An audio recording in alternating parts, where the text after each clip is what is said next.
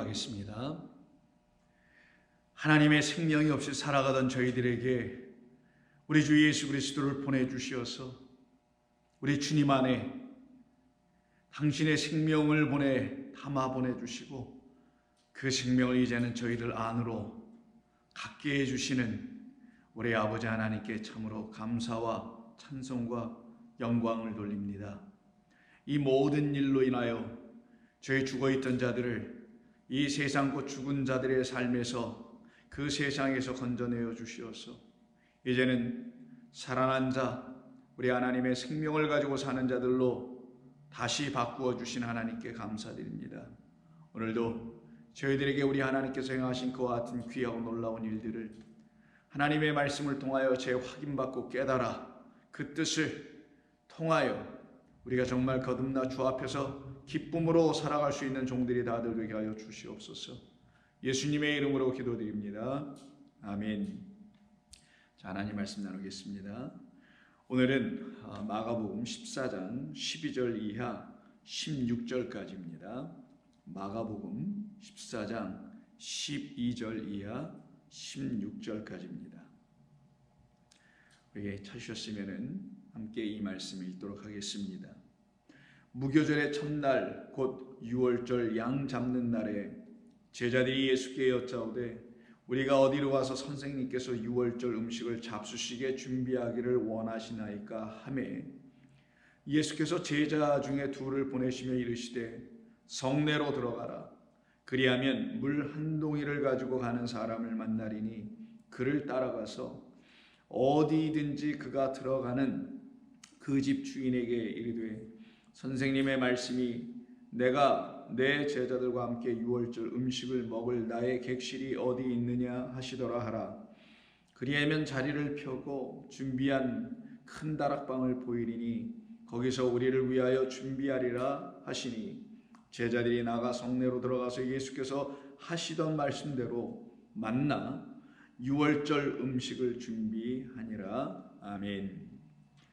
자, 오늘 이 본문의 말씀을 통해서도 우리 주님은 저와 여러분 모두를 이 말씀을 통해서 깨달아 알게 하시고 그리고 우리 안에 우리 주님께서 참된 기쁨을 주실 줄로 믿습니다. 우리는 어제 가룟 유다에 대해서 말씀을 함께 나눴었습니다. 그 가룟 유다는 곧 우리를 이야기하는 것이라 그랬죠. 우리 모든 인간에 대한 이야기를 그 가룟 유다를 통해서 우리에게 말씀해 주셨던 것이고요. 그러나 그 가룟 유다가 예수를 팔아 대제사장들에게 넘겼지만 다시 그 유다는 곧 우리를 의미하기에 그 예수를 다시 그리스도로 생명으로 하나님의 말씀으로 넘겨받아 우리를 마띠아라는 하나님의 선물을 받은 자, 곧 하나님의 선물은 그리스도 예수님으로 말미암아 우리에게 하나님의 영이라는 그 생명을 선물로 주시는 것, 그래서 영생입니다. 그래서 그 유다의 빈자리를 마띠아가 채우는 거죠. 유다의 죽음으로 마띠아가 다시 살아나는 것입니다. 우리의 옛사람이 그리스도 예수와 함께 십자가에서 못 박혀 죽음으로 우리가 그리스도 예수 안에서 새로운 피조물이 되어 이제는 하나님의 선물이라는 성령 그 생명을 받은 자들로 마띠아라는 새로운 이름으로 하나님의 선물이라고 했죠. 그렇게 살아가는 것에 대해서 우리가 함께 말씀을 나눴습니다. 그리고는 이제 무교절 첫날 곧 6월절 양 잡는 날이 이르게 됩니다. 이때 제자들이 예수님께 묻죠. 무엇이라 묻냐면 선생님 우리가 어디로 가서 선생님께서 6월절 음식을 잡수시게 준비해야 합니까? 어디로 가서 이런 6월절 양식을 준비하기를 원하십니까? 라고 묻게 됩니다. 그래서 마치 6월절 그 식사는 이 제자들이 준비하려고 하는 듯한 모습이 이 안에 좀 담겨 있고요. 더 나아가서는 마치 6월절 식사를 이 양식을 결국 양을 잡는 일이죠. 그것을 제자들이 해야 하는 것으로 이들은 알고 있었던 것이죠. 왜 그런 거냐면 이들은 늘 매년마다 1년에 한 번씩 6월절 양을 그들의 그 절기에 규례에 따라서 늘 잡고 그리고는 그 양고기를 가족들이 혹은 일가 친척이 함께 모여서 먹고 하는 그런 유월절 그 절기를 지켰던 것이 늘 일반화되어 있었고 그들에게는 습관화되어 있었기 때문에 이들은 자기들이 그 유월절 그 양을 잡아 준비해야 되는 것으로 이미 알고 있었던 것이었습니다.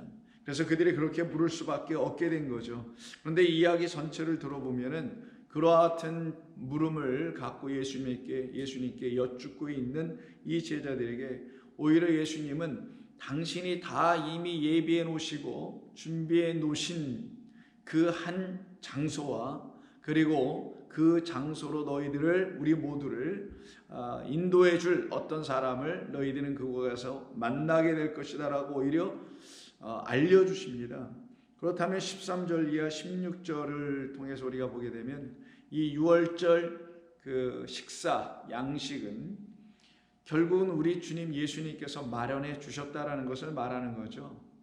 이것이 바로 오늘 본문이 우리에게 1차적으로 알려주려고 하는 중요한 메시지 중에 하나입니다. 이스라엘 백성들은 자기들의 관습과 그리고 유전과 그 유전과 관습을 이루어내게 된 율법을 절기로 삼아 지켜왔던 그들에게 있어서는 사람이 즉 우리 인간이 유월절 어린 양을 취하여 그 어린 양을 동물이라는 어린 양을 취하여 그 동물을 잡아 하나님께 드리고 본인들도 먹게 되는 그런 의식으로서 절기만 지켰던 그들에게는 늘 습관적으로 자기들이 어린 양을 준비해야 하는 줄로만 알고 있어서 예수님께 그렇게 자기들이 어떻게 어디서 준비해야 합니까? 라고 묻게 되었으나 우리 주님은 그들을 향해서 말씀해 주시죠. 아니다. 이 유월절은 인간의 유월절이 아니라 인간들이 이 세상에서 지켜야 하는 그런 유월절이 아니라 하나님께서 영원이라는 그 묵시의 세계 속에서 다 이미 이루시고 지켜내신 그 여호와의 유월절이라는 것을 너희들이 알아야 한다라는 것을 가르치시기 위해서 그 유월절 곧 여호와의 유월절은 여호와 하나님께서 그 어린 양을 준비하여 당신이 직접 드리시는 것이며 그 드려진 그 어린 양을 이 온 세상이 생명의 주, 생명의 양식으로 취하여 갖도록 해 주시려고 하신 하나님의 깊고 넓으신 한없는 사랑이 담겨있는 여호와의 유월절로 지켜야 한다라는 사실을 알려주시려고 그 준비는 내가 하는 것이다. 나는 곧 하나님의 이름으로 온 바로 내가 해준 것이다 라는 걸로 바꾸어 역전시키십니다. 그래서 13절 이하에 보시면은 예수께서 제자 중에 둘을 보내시며 이르시기를 성내로 들어가라 라고 했는데 이 성내라는 말은 폴리스라는 말을 우리말로 번역한 건데 폴리스는 도시라는 뜻입니다. 그 도시로 들어가라. 그 도시는 이들이 지금 예루살렘에 있으니까 당연히 예루살렘이라는 도시 성 안으로 들어가라는 의미이겠죠. 그리하면 물 한 동이를 가지고 가는 사람을 만나리니 너희는 그들을 따라가라는 거예요.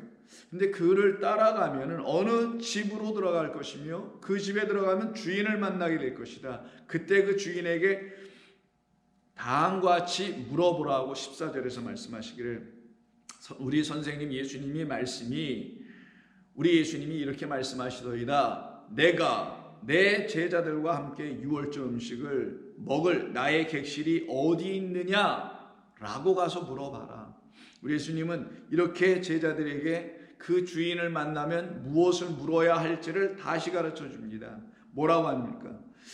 그 주인에게 묻기를 나의 선생님인 예수께서 말씀하시는 거니 내가 내 제자들과 함께 유월절 음식을 먹을 나의 객실이 어디 있느냐? 나의 객실이라고 합니다. 그러면 이 집 주인은 누구라는 것을 말하는 거겠어요? 물론 이 문맥 상황이나 문자적으로 볼 때는 이야기 속에서 볼 때는 예수님의 집이 아닐 것입니다. 그런데 마치 그 집은 집주인이 따로 있다고 돼 있었잖아요. 근데도 불구하고 그 집주인과 관계없이 없어 보이는 예수님께서 오히려 그 집주인의 역할과 행세를 하시지 않습니까? 뭐라고 말씀하셨기 때문에. 나의 객실이 어디 있느냐? 이때 객실이라는 말은 쉬는 곳을 의미하기도 하고요. 이 말은 여관, 여인숙 뭐 이런 곳을 말하기도 하는 것입니다. 이게 카탈루마라는 말을 우리말로 즉 객실이라고 번역을 하게 됐지만 여관이라고도 번역될 수 있는 말이거든요. 그러면 나의 쉴 곳, 나의 객실이 어디 있느냐라는 말은 그 집은 당신 것이라는 것이기도 하잖아요. 자, 여기서 중요한 건 집입니다. 이 성경에서 말하는 집에 대한 이해, 개념을 우리 성도들이 좀 잘 갖고 있어야 되는데, 이 집은 항상 하나님의 집, 여호와의 집, 이걸 쓸 때 집을 성경에서 1차적으로 말한다는 것을 먼저 여러분들이 염두에 두셔야 합니다. 물론 모든 성경에 있는 집이 다 그 집을 말하는 건 아닙니다. 그러나 성경에서 그 말씀이 여호와의 집을 드러내려고 하고 있는 본문인지 아닌지 잘 유심히 살펴보라는 그런 측면에서 말씀을 드린 것인데요. 그러면 하나님의 집은 어딘가요? 하나님의 집이 이 보이는 어떤 것인가요? 그럴 수는 없겠죠. 그런데 하나님의 집은 우리가 손으로 만들어 세운 어떤 집 안에 거하실 수 있는 그런 장막에 거하시는 분이 아니라는 것을 여러분이 아신다면 하나님은 그런 보이지 않는 집, 다른 장막에 거하신다는 의미죠. 이게 뭐 다르다기보다는 보이지 않는, 그래서 이 현상이 아니라 보이지 않는 영원이라는 그 아버지의 나라, 그 집에 거하시는 하나님을 알려주시려고 이렇게 창조하여 이 땅을 보여주시면서 이 모든 것이 사실은 여호와 하나님의 거하시는 그 집을 드러내 알려주는 것이니 이 눈에 보이는 것도 우리들에게는 여호와의 집일 수 있는 것이고요. 그걸 축소하여 성전을 짓게 하셔서는 그 성전 성막도 또한 여호와 하나님의 집인 것이며 그 창조와 성막을 통하여 깨달아 하나님의 집이 도대체 어디인 것인가를 알게 될 때는 이 눈에 보이는 창조도 아니고 사람들이 돌로 지은 성전, 천막으로 지은 성막도 아니고 결국은 우리 안이었구나. 우리 안은 보이는 곳이 아니잖아요. 영혼도 보이지 않지만 우리 안도 보이지 않아서 우리 안을 하나님께서 영원한 당신의 처소로 삼으시는 것. 그때 우리가 하나님의 처소가 되며 그 하나님의 처소에 거하신 영원하신 하나님을 영접하여 살아가는 사람들이 바로 그 영원한 그 영의 나라에 결국은 거하게 될 것임을 가르치시는 것이죠. 그런 의미에서 우리 주님께서 거하시는 그 집, 또 그 집의 객실, 이런 말이 나올 수밖에 없게 되겠죠. 그곳이 어디 있느냐라고 물어보라는 거예요. 그럼 마치 말씀드린 대로 이 집은 당신의 집처럼 느껴지죠. 그러면 이것은 상징적으로 혹은 영적으로 잘 살펴본다면 우리 주님께서 말씀하시는 그 집 따라가 봐라 라고 했을 때 그 집은 곧 당신이 예비해 두신 집을 얘기할 수 있는 것이겠죠. 그리고는 15절에서 다음과 같이 말씀합니다. 그리하면 그가 자리를 펴주고, 자리를 펴준다는 것은 식사를 할 수 있도록 식탁을 마련해주고 의자나 여러 가지 것을 만들어 놓는 가구 배치를 한다는 의미가 있어요. 유대인들이 여러분 아시다시피 약간 평상에서 이렇게 누워서 식사하는 그런 문화가 있지 않습니까? 그래서 그렇게 식사할 수 있도록 다 준비해 준다는 의미가 자리를 편다라는 겁니다. 그리고는 준비한 큰 다락방을 보여줄 것이다.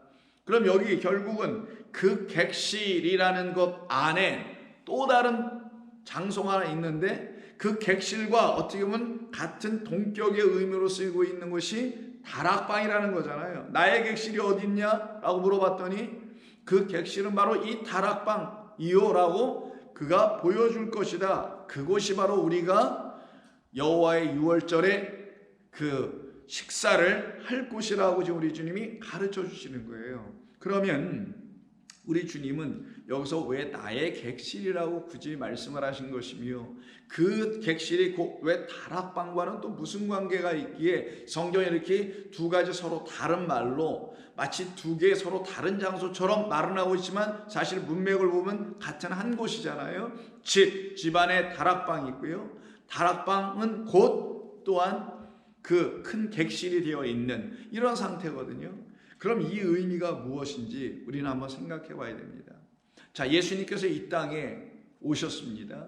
보내심을 받아 오셨습니다. 그 이유는 말씀드린 대로 여호와의 유월절에 그 어린 양이 당신 예수님이란 사실을 이 세상에 그를 보내신 아버지께서 드러내 알려주셔서 우리가 취하여 영원한 출애굽, 애굽에 살고 종로로 타던 이스라엘 백성들이 그 예전에 모세를 통하여 유월절 어린 양을 준비하여 그 백성들에게 먹이게 한 것, 그래서 그들이 출애굽한 것처럼 이제는 그 모세를 대신하여 진짜 우리 하나님이 이 땅에 당신의 아들을 보내셔서 우리 주 예수 그리스도로 말미암아 준비하신 그 어린 양, 곧 예수 그리스도라는 어린 양을 우리로 하여금 취하게 하여 이 땅이라는 곳에서 출애굽하면 어디로 가겠어요? 뭐 화성으로 가나요? 아니겠죠. 우리는 이 땅, 눈에 보이는 이 창조의 세계에서 출애굽하는 거예요. 그러면 새 하늘과 새 땅이라는 곳으로 출애굽하는 겁니다. 그곳을 본향이라고 하고 그거를 영적인 가나안이라고 하는 거예요. 그 새 하늘과 새 땅이라는 영적인 가나안, 그곳이 바로 우리의 본향이요 우리의 나라요 아버지가 거하신 그곳으로 나가게 출애굽하게 하시고자 당신이 지금 어린 양이 되어 우리에게 그 양식을 주시러, 당신이라는 양식을 주시러 오신 거잖아요. 근데 제자들은 예수 그리스도가 그들이 취하여야 할, 온 인류가 취하여야 할 유월절 양식이라는 것을 아무도 모르고 있었거든요. 언제까지 모르냐? 그가 십자가에서 죽임당하실 때도 몰랐고 부활하여 성령으로 다시 그들에게 들어오셔서 그들 모두에게 하나님이 약속하신 그 선물인 성령을 주셨기 때문에 그때 비로소 그들이 유다의 삶을 끝내고 배신했던 베드로의 삶을 부인했던 삶을 끝내고 이제는 사랑 은총 받는 하나님의 자녀, 곧 하나님의 자녀들에게 떡을 주고 하나님의 자녀들에게 생선을 주는 것처럼, 그렇지 않고 하나님의 자녀가 안 되어 있는 자들은 돌을 주거나 뱀을 주는 그런 삶을 살게 되는 게 이 세상인데, 그걸 끝내게 하시고 생명의 양식인 그리스도 예수를 양식으로 취할 수 있도록 하시는 그 일을 이 나의 객실이라는 이곳에서 이루어내실 거라는 거예요. 왜 나의 객실일까? 그가 이 세상에 오셨기 때문에. 그럼 우리 주님이 이 세상에 오실 때 이야기, 즉 우리 주님이 태어나실 때 이야기를 가만히 살펴보면 오늘 본문과 사실은 똑같이 닮아 있는 부분이 있다는 것을 우리는 알게 됩니다. 우리 주님은 이 세상에 오십니다. 그 세상에 오시는데 여러분도 그렇고 저도 그렇고 이 세상에 태어날 때 아무데나 한지에서 한 데서 지저분한 데서 태어나지 않죠. 그래도 적어도 깨끗하게 준비된 어떤 방이라든가 아니면은 뭐 병원이라든가 뭐 등등 이런 곳에서 신생아가 오염되지 않고, 그리고 그 산모도 더러운 것으로 오염되어 큰 어떤 생명의 위협까지도 당하게 되는 그런 모든 것을 피할 수 있도록 깨끗한 곳에서, 예비된 곳에서 아기를 출산하는 게 정상 아니겠어요? 그래서 예수님의 어머니와 아버지인 요셉과 마리아가 예수님을 날 때도 똑같은 그런 상황을 경험하게 됩니다. 그것을 기록한 곳은 유일하게 누가복음인데, 누가복음 2장을 보시면 1절 이하에 다음과 같은 말씀이 있어요. 그때 가이사 아구스도가 영을 내려 천하로 다 호적하라 하였으니, 이 호적은 구레뇨가 수리아 총독이 되었을 때에 처음 한 것이라. 모든 사람이 호적하러 각각 고향으로 돌아가매 요셉도 다윗의 집 족속이므로 갈릴리 나사렛 동네에서 살다가 이제 자기의 고향에 가서 호적을 해야 하니, 이 호적이라는 것은 다 뭐 어른된 사람들이 호적한다는 게 이상하잖아요. 태어난 애들이나 호적하는 거 아니겠어요? 이건 호적이라기보다는 인구조사입니다. 인구조사를 다시 몇 년 만에 하게 되어서 자기들이 태어났던 그 고향 동네로 가게 되는 거예요. 근데 어디냐? 이들이 태어난 고향이 베들레헴이라는 거예요. 그래서 유대를 향하여 유대 땅에 있는 한 동네인 베들레헴이라는 곳으로 가게 됩니다. 그래서 나사렛 동네에서 유대를 향하여 베들레헴이라는 다윗의 동네로 가게 됩니다. 이때 이 다윗의 동네로 가게 되는 요셉과 마리아에게는 성령으로 잉태한 생명이 그 안에 있었죠. 곧 태어나게 될 예수이십니다.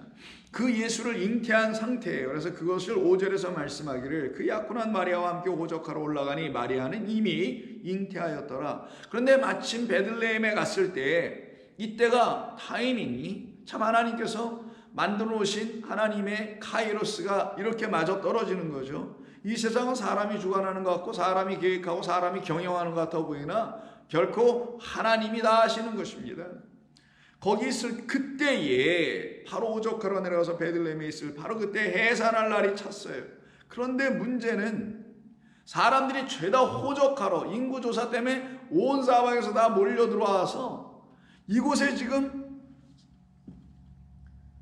이 해산해야 할 그 마리아가 편안하게 해산하고 깨끗한 곳에서 해산할 수 있는 여관 하나가 쉽게 찾아지지가 않는 거예요. 문제는 사람이 너무 많았습니다. 자, 오늘 본문도 한번 보세요. 6월절입니다. 온 세상 각처에 흩어져 있는 유대인들이 지금 이 6월절 무교절을 맞이해서 전부 다 순례자가 되어 수십만 수백만이 지금 몰려들고 있는 상황이어서 어디 쉽게 여관 하나 찾을 수 있는 곳이 사실은 없습니다. 그걸 우리는 알고서 이걸 읽어야 되는 거예요. 그런데도 불구하고 오늘 본문에서는 예수님은 미리 다 어느 한 곳을 예비해 놓으시고 그 예비해 놓으신 그곳에 가서 6월절 식사를 하도록 다 예수님 준비해 놓으셨다라는 거예요. 마찬가지로 지금 똑같이 수없이 많은 사람들이 있어요. 예수님이 태어날 때도 그렇고 예수님이 이제는 잡혀서 죽임당하실 그분이 되실 때도 마찬가지로 사람들은 인산이례를 이루었는데 이때 예수님이 오늘 본문에서 어디로 가라고요? 어느 주인을 따라가면 그가 너희들을 객실로 인도한다 했죠. 이 객실이란 말이 예수님이 태어날 때 바로 예수님의 부모가 찾았던 여관이라는 곳이 객실입니다. 이게 카탈루마라는 단어예요. 첫 아들을 낳아 강보로 싸서 구유에 누였으니 이렇게 구유에 아기를 낳는 부모가 어디 있겠어요? 외양간에서 아기를 낳는 부모가 어디 있냐고요. 그런데 아기를 낳긴 해야 하거든. 내가 나오니까. 근데 여관은 없단 말이에요. 그래서 할 수 없이 그 외양간에서 아기를 낳는데 나서 어디다가 지금 앉혀놨나 누여놨나 보니까 구유에 누여놨다는 겁니다. 이는 여관이 있을 곳이 없었기 때문이라. 이때 이 여관이 오늘 본문에서 말하는 카탈루마라는 말로 우리말로 번역한 객실이라는 말입니다. 자, 그러면 여러분들은 생각해 봐야 되는 거예요. 예수님께서 오늘 본문에서 객실로 가라. 객실로 너희를 인도해 줄 것이다. 우리 주님, 우리 선생님이 말씀하신 그 나의 객실이 어딨냐고 너희 가서 물어봐라 할 때 나의 객실이란 나의라는 말이 중요하다 그랬죠. 왜 나라는 객실? 우리 예수님이 이 2장에서 태어나실 때 보면 그 여관이라는 곳이 있었는데 그 여관에서는 태어나지 못하셨고 어디서 결국 태어나셨냐?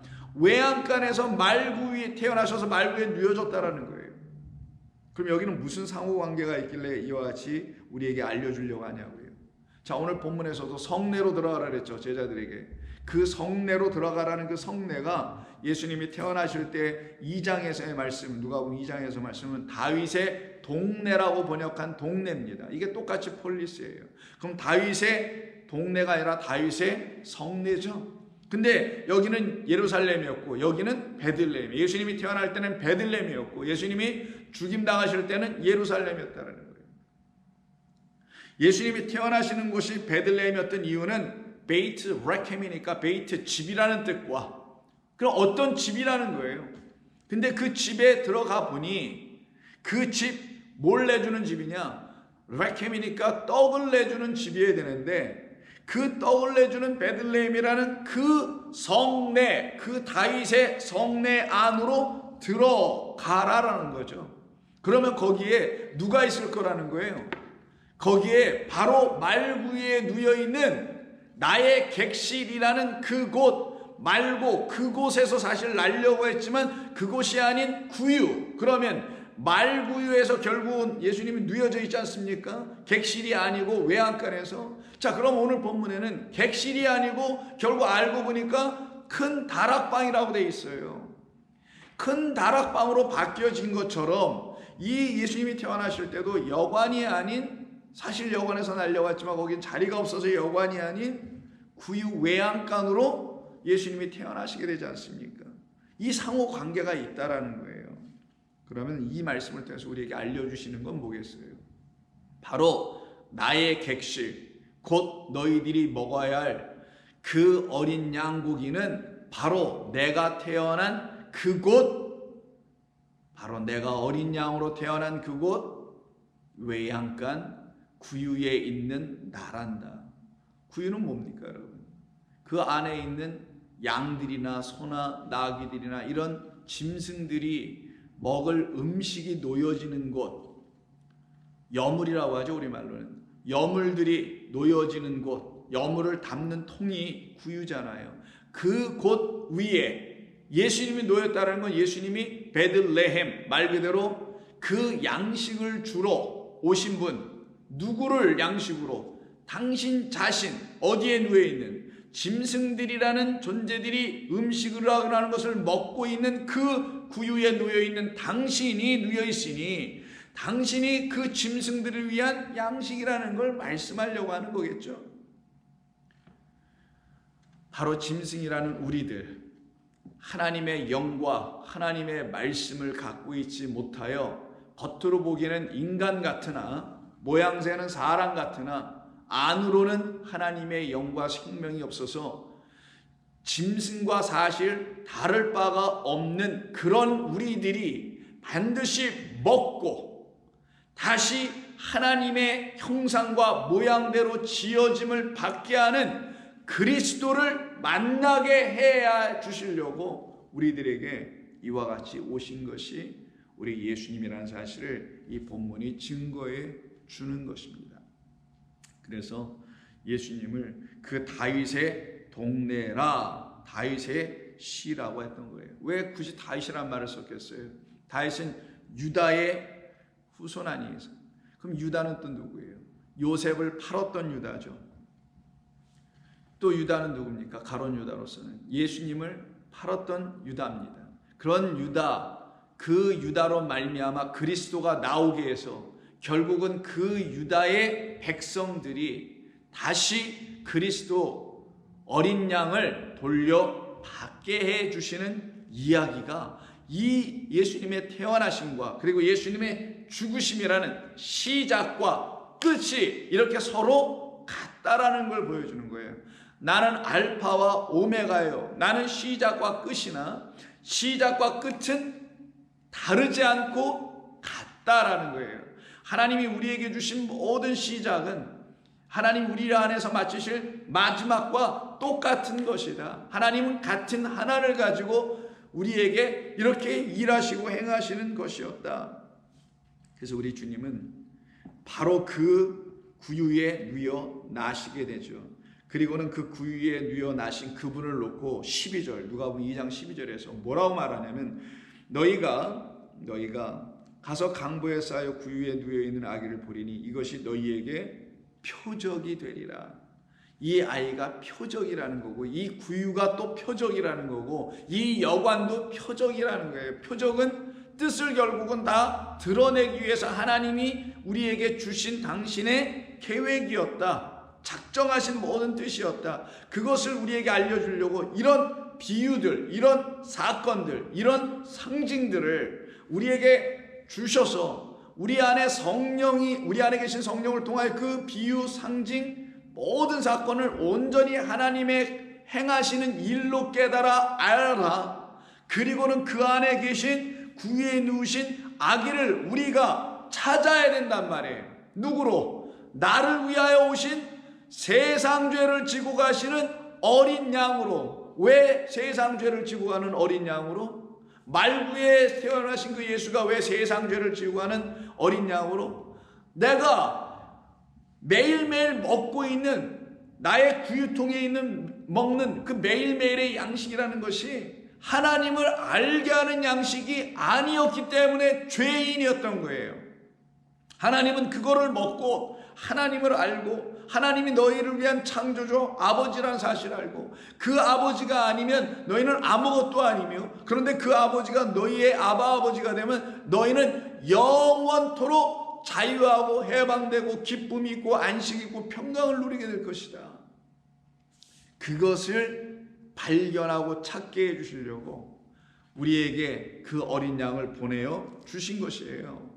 그래서 그 어린 양이 이 땅에 오시게 되는 겁니다. 그리고는 어디에서 그를 발견하냐고요? 구유에서 발견했던 것처럼 객실에서 발견하는 게 아니라 결국은 다락방에서 발견하는 것처럼, 그래서 누가복음 22장 7절 이하를 보면 오늘 본문과 같은 기사를 기록한 곳이 있는데, 이곳에서도 똑같이 11절에 6월절 먹을 객실이 어디에 있느냐 하시더라 하라 하면서 12절에는 그리하면 그가 자리를 마련한 큰 다락방을 보여주실 것이다. 이따 이 다락방이라는 게 그냥 단순하게 다락방이면은 뭐 우리식으로 말하면 요만한 약간 바닥에서 올라와 있는 반다락방 아니면 뭐 2층 이런 어떤 느낌을 갖게 하는 다락방일 수 있는데, 이 다락방이라는 말 자체가 헬라어로 어떤 단어로 쓰게 되냐면 아노이게온이라는 단어를 씁니다. 아노게온이라는 단어를 쓰는데, 이거는 아노라는 단어와 게라는 단어의 두 단어의 합성어로 만들어진 말이에요. 그럼 아노는 뭔가? 아노는 위에라는 뜻이고, 게는 뭔가? 여러분 자주 우리 요한계시록 공부할 때 들어보셔서 알죠? 게 하면은 땅이라는 뜻이에요. 땅을 놓고선 어떤 땐 성전이라고도 여러분들에게 설명해 드린 적이 있었죠. 땅입니다. 땅이에요. 자, 그러면 땅 위에 이런 의미거든요. 문자적으로는. 그러면 왜 여기 객실과 그 땅 위를 같은 것으로 말씀하시려고 하셨던 것인가? 당신은 하늘에서 오신 분이다라는 걸 알려주려고 하는 거예요. 하늘, 땅 위에 있는 그곳에서 너희와 함께 먹어야 할 양식은 하늘에서 오신 나로 말미암아 먹어야 한다는 것과 관련이 있어서 이렇게 말씀하는 겁니다. 그래서 다락방이라는 말을 쓰게 되는 거예요. 그럼 오늘 이 본문의 말씀을 통해서 우리 주님은 여호와의 유월절에 어린 양으로 오신 당신이 바로 이 세상 죄를 지고가 더 이상 우리로 하여금 짐승의 상태가 되어 구유에 있는 여물이나 먹는 그런 짐승의 삶을 살게 하지 아니하시고, 이제는 당신을 양식으로 유월절 어린 양이라는 생명의 말씀으로 취하여 우리로 하여금 우리 안에 있는 모든 죄와 허물이 다 사함을 받고 풀려진다라는 거예요. 깨달아 알게 해주신 하나님의 능력과 은혜로 드디어 우리가 하나님의 영을, 이 하나님의 말씀을 통하여 그리스도 예수를 통하여 얻게 되고 갖게 되게 해주시려고 우리 주님은 바로 그 어린 양으로 오셨음을 성경은 요한복음 1장 29절을 통해 증거하죠. 요한이 예수께서 자기에게 세례받으러 나아오심을 보고 이렇게 말합니다. 보라, 세상 죄를 지고 가는 하나님의 어린 양이로다. 이 하나님의 어린 양이 오셔서 뭐합니까? 세상 죄를 해결해 주시잖아요. 그는 하늘에서 오신 분이요 위에서 오신 분이라는 사실을 알려주려고 1장 끝부분에 51절에 바로 예수님은 나다나엘에게 다음과 같이 말씀하셨죠. 또 이르시되 진실로 너희에게 이르노니 하늘이 열리고 하나님의 사자들이 인자 위에 오르락 내리락 하는 것을 보리라 라고 말씀하죠. 당신이 하늘에서 오신 분이라는 걸 알려주는 겁니다. 이 하늘에서 오신 그 인자, 곧 그 세상 죄를 지고 가는 어린 양, 곧 여호와의 유월절의 어린 양으로 말미암아 출애굽하듯이 우리가 결국은 이 세상이라는 곳에서 그 어린 양 예수의 그 목숨으로 말미암아 우리에게 내어주신 아버지 하나님의 생명인 영, 성령으로 말미암아 우리 모두가 다 다시 살아나게 되는 것.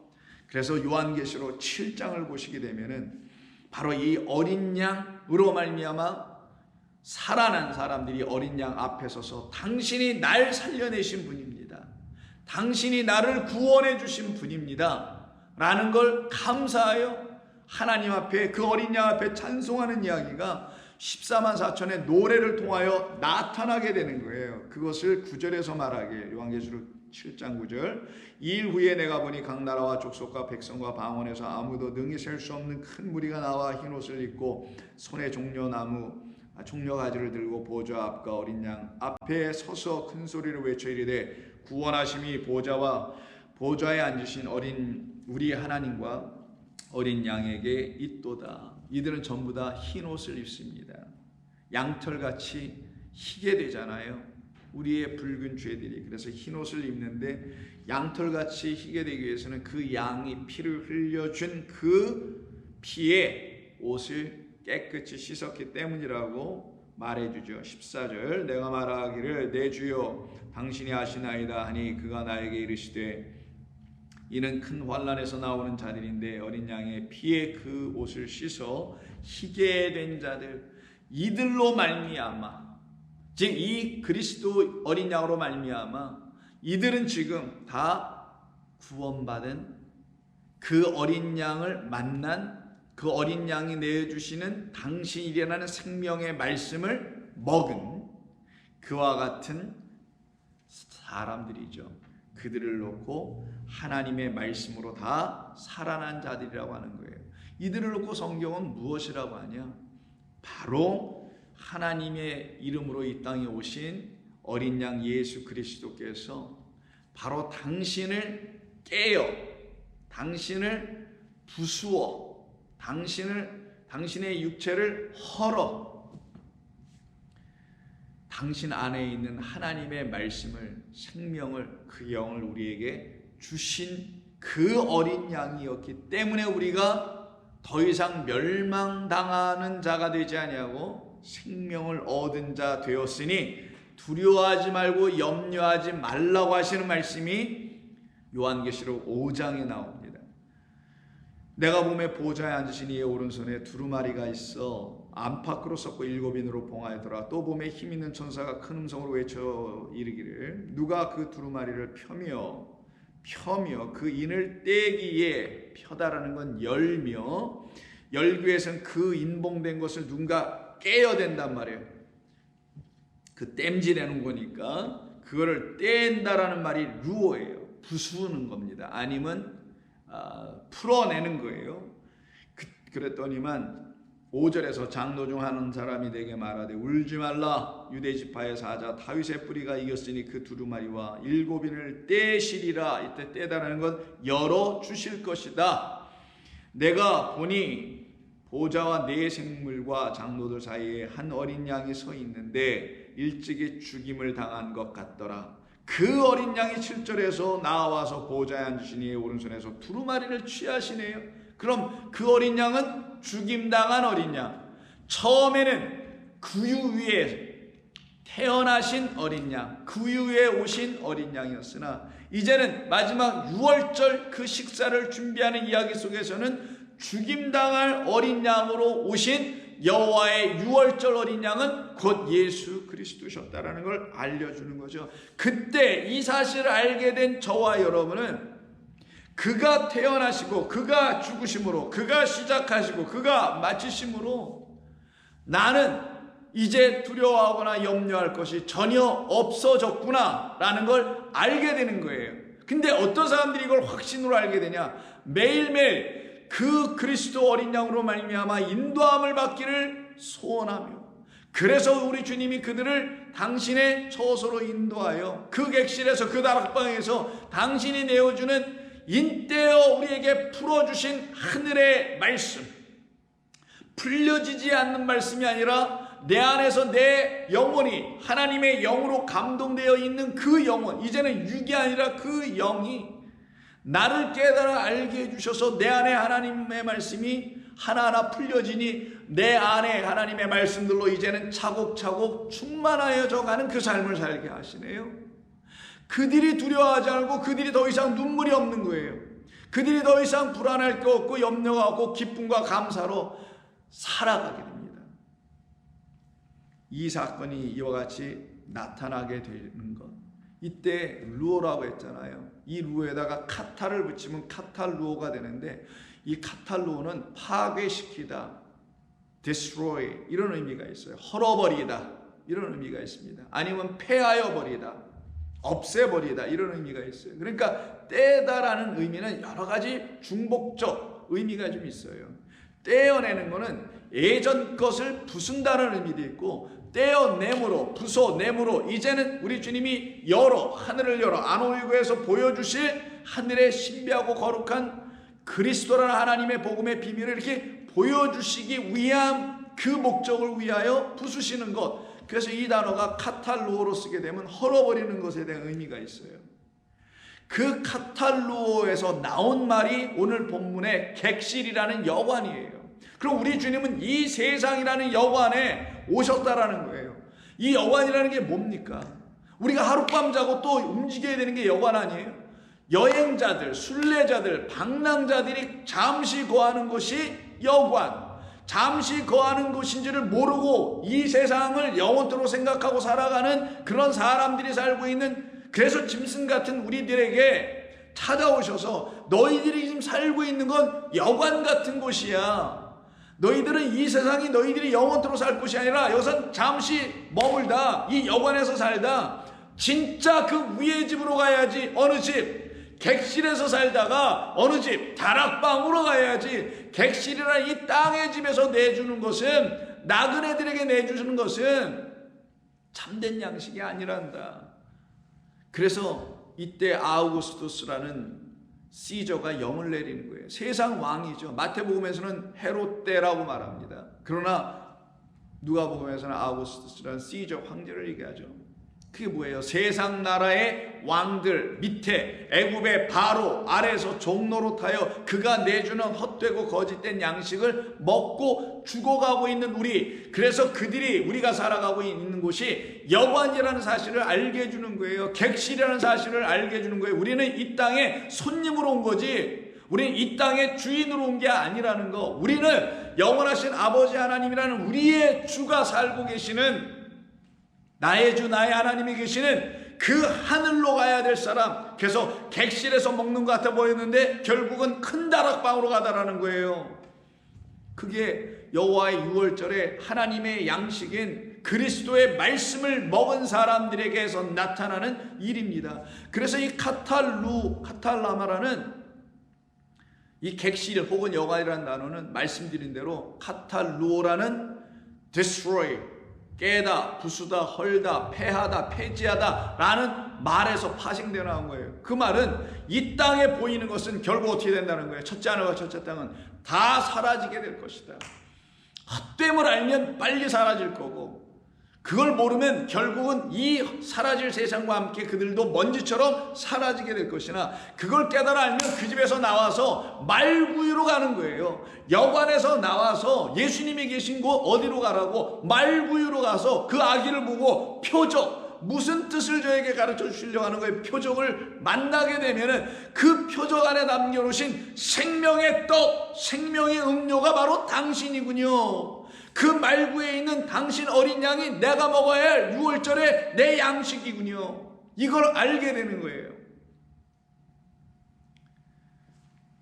그때 그 여관은 무너집니다. 그 여관이 바로 눈에 보이는 이 세상이요, 눈에 보이는 세상으로 세상에 지어오는 성전이요, 그걸 집이라고 하는 것이며, 그래서 아까 본문에서 집에서 객실 아니고, 그리고 마지막에는 어디라고요? 다락방까지 가는 거란 말이에요. 어퍼룸입니다. 말 그대로. 거기에 생명의 양식이 있기 때문에 그곳이 바로 말구유라는 거예요.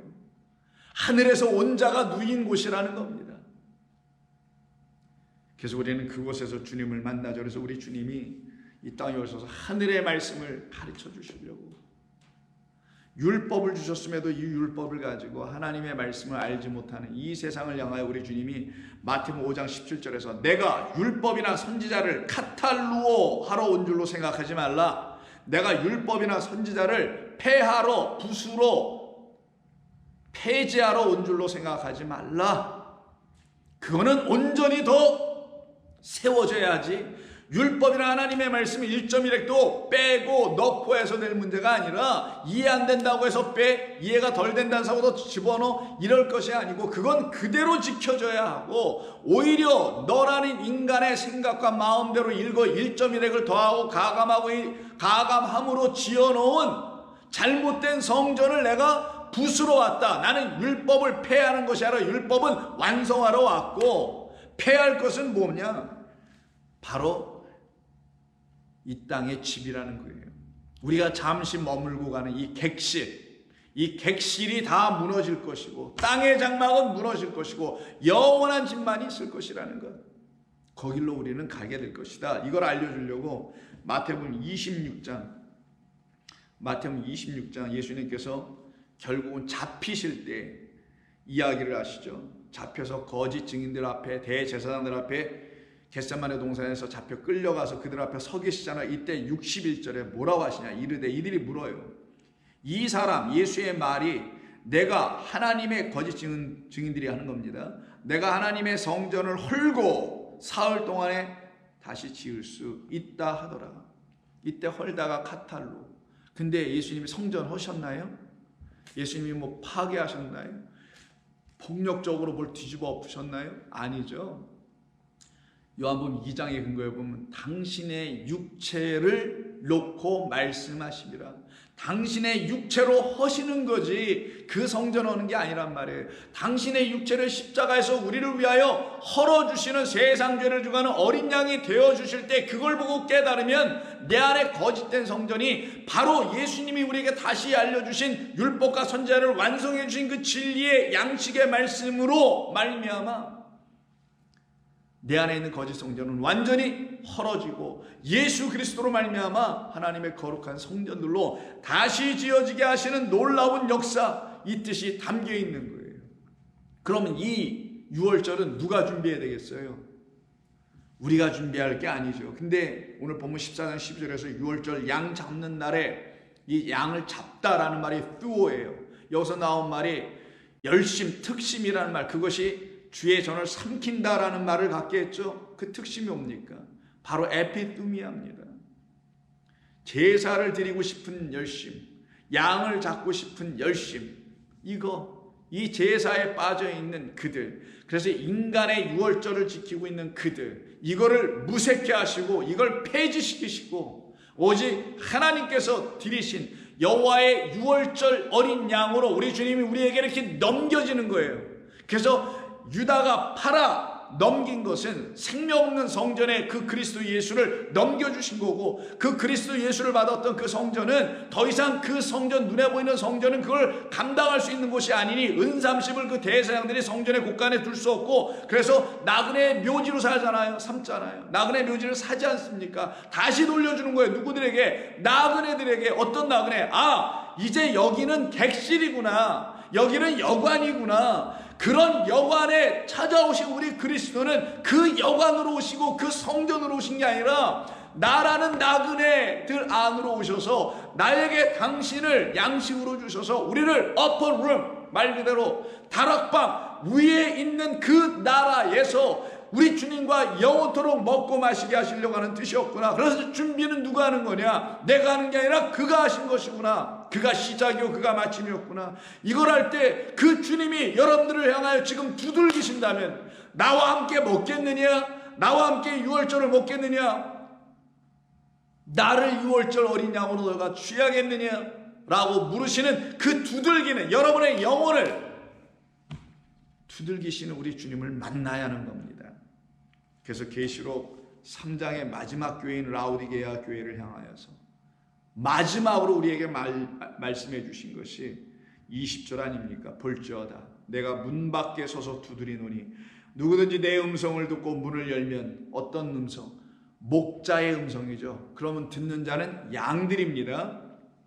문을 열면 내가 그에게로 들어가 그와 더불어 먹고 그는 나와 더불어 마시리라. 그러면 영원토록 그 아버지 나라의 그 보좌에 함께 앉게 하리라. 그래서 함께 앉아서 뭐합니까? 먹고 마시는 그 영원한 나라가 지금 우리에게 이미 현재적 사건으로 주어져 있고 나타나 있는 것이죠. 그때 이들은 먹고 마시게 됩니다. 그렇게 먹고 마신 사람들을 하나님의 나라의 양식을 관장하고 맡은 자라고 하는 거예요. 그럼 하나님의 나라의 양식은 그리스도 예수를 맡은 자들을 말하고, 그리스도 예수를 세상죄를 지고 하는 어린 양, 말구에 나타난 표적, 생명의 말씀, 생명의 배 7개로 말씀하신 에고에이미로 갖고 있는 자들을 그 집의 청지기들이라고 하는 거예요. 그 양식을 맡은 청지기. 그래서 누가복음 12장을 보시게 되면 41절 이하에서 베드로가 여쭤보되 주께서 이 비유를 우리에게 하심이니까 어찌하심입니까? 모든 사람에게 하심입니까? 주께서 이르시되 지혜 있고 그리고 신실한, 진실이 아니고 피스토스니까 믿음이 있는 신실한 청직이, 오이코스 노모스니까 오이코노모스 청직입니다. 이게 여러분 잘 아시는 그 불의한 청직일 때 그 단어예요. 그 지혜 있고 신실한 청직이, 불의한 청직이 아니라 지혜로운 청직이라고 칭찬받죠. 왜? 그는 양식을 갖고 있었거든. 어떤 양식? 그리스도 예수라는 양식으로 지금 탕감받지 못하고 있어서 빛을 지고 있는 그들에게 100이야? 그럼 80으로서, 100이야? 50으로서 이렇게 탕감해주는, 그리스도라는 생명의 말씀이 있어야 용서해 줄 수 있는, 그리스도 예수만이 우리의 죄를 용서해 줄 수 있는 세상 죄를 지고 하는 어린 양이니 그 양식 그리스도를 맡은 자들, 그의 생명의 말씀에, 능력의 말씀으로 생명을 살려내고 거짓 대용을 쫓아내버릴 수 있는 그 청지기, 이 청지기를 지혜로운 청지기, 신실한 청지기라고 하는 거예요. 그래서 너희는 지혜 있고 신실한 청지기가 되어 주인에게 그 집 종들을 맡아. 근데 그 집에 종들이 있어요. 청지기가 있고 종들이 있어요. 근데 이 종들은 아직도 그 주인과 친구의 관계가 안 돼 있어. 여전히 종이야. 그 종들을 어떻게 하라는 거예요? 종들에게 양식을 때를 따라 나누어 줄 수 있는 양식 맡은 자 되라 라고 말씀하시는 겁니다. 그 집 종들을. 근데 이때 종들이 둘로스가 아니고요, 이때 종들은 특이하게 이 단어를 씁니다. 테라페이아. 테라피 하면 여러분 딱 아시죠? 테라피 뭐겠어요? 치료입니다. 그 단어를, 영어 단어를, 그 치료라는 단어를, 혹은 치유라고 하나, 그 단어를 만들어내는 헬라어가 바로 테라페이아예요. 그럼 테라페이아는 어떤 의미를 갖고 있냐? 병고침이 필요한 자라는 뜻이에요. 돌봄이 필요한 자. 이들을 종이라고 한 거예요. 지금 여전히 연약하고 유약하고 병이 들어있는 상태. 그래서 그 안 고쳐주면 죽어.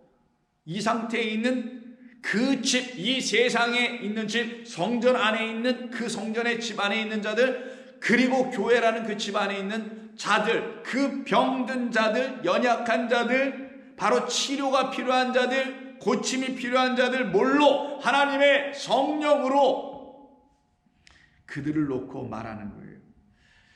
그런 자들, 그들을 맡아서, 누가? 청지기가 맡아서 때를 따라 양식을 도와줄 수 있어야지. 그렇게 하는 자는 복이 있으리라. 주인이 이를 때 그 종이 그렇게 하는 것을 보면 그 종은 복이 있으리라. 내가 참으로 너희에게 이르노니 주인이 그의 모든 소유를 그에게 맡기리라. 이 말씀을 하신 근거는 뭐냐면, 준비되지 않은 사람과 준비되어 있는 사람 두 사람이 있는데, 준비되지 않은 때 그 주인이 딱 오게 되면 이 준비되지 않은 그 종은 큰일 날 거 아니겠어요. 그래서 이 준비하고 있는, 준비가 되어 있는 것이 무엇을 의미하는지를 가르치는 비유에 대한 우리 주님의 해석의 또 다른 가르침이 이 본문이었던 거예요. 그럼 오늘 본문에서도 준비한 사람들, 예수님이 아니라 제자들이 막 준비하려고 했죠. 근데 준비는 사실상 누가 해주세요? 우리 주님이 해주시잖아요. 집도 알려줘, 객실이 뭔지도 알려줘, 그리고 다락방이 뭔지도 알려줘. 그 모든 것을 여호와의 유월절을 이루시기 위해서 우리 주님이 태어나신 그 여관, 그 말구유와 똑같은 말씀을 하고 있다는 사실까지도 알려주셔요. 그럼 모든 건 누가 준비하셨다는 거예요? 우리 집 주인, 나의 주, 나의 하나님 그리스도 예수께서 다 준비해 놓으신 거잖아요. 그 준비해 놓으신 그분으로 말미암아 양식을 내 안에서 먹고 마시고 있는 그들도 이제는 하나님의 나라의 백성들이라는 그 치료가 필요한, 고침이 필요한, 회복이 필요한 그 죽어가고 있는 이 세상 사람들에게 그리스도라는 어린 양을 양식으로 베들레헴 그 떡으로 내어줄 귀한 청지기로 삼아주시고자 함이 아니겠습니까? 그래서 마지막 오늘 본문 14장 16절에 이렇게 말씀하시죠. 제자들이 나가 성내로 들어가서, 바로 이게 베들레헴이라고 할 수 있는, 예루살렘이라고 할 수 있는 도시죠. 예수께서 하시던 말씀대로 만나 그 사람을 만나요. 그리고는 유월절 음식을 드디어 준비하더라. 결국은 우리로 하여금 청지기가 돼요.